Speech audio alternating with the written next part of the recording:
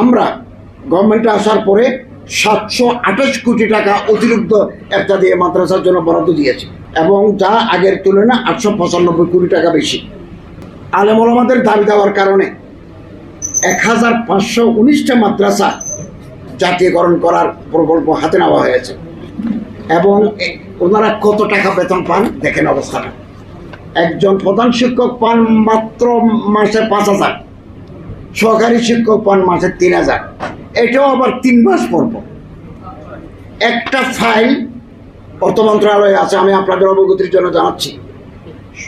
1519টা মাদ্রাসাকে জাতীয়করণ করে ন্যাশনাল পে স্কেলে বেতন দেওয়ার জন্য একটা ফাইল এখন সর্বোচ্চ পর্যায়ে আছে। এটাকে দীর্ঘসূত্রতা করে ফেলে রাখার চেষ্টা হতে পারে।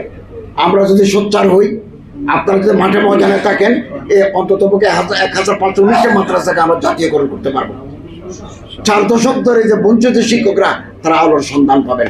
অতএব আমরা দাবি জানাবো, এই বাজেটের ভিতরে আগামী যে 2026 সালে বাজেট হবে, এখানে যেন আলেম ওলামা মসজিদ মাদ্রাসা মডেল জন্য একটা উল্লেখযোগ্য বাজেটে বরাদ্দ থাকে।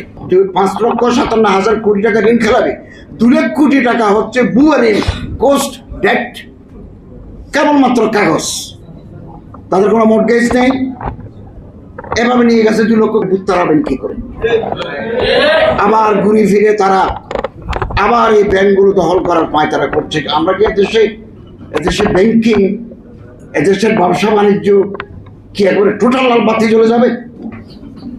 3 লক্ষ কোটি টাকা 5,775 জনকে দেওয়া হয়েছে, তারা গার্মেন্টস এবং টেক্সটাইল ইন্ডাস্ট্রি চালায়, তারা খেলাপি গার্মেন্টসে।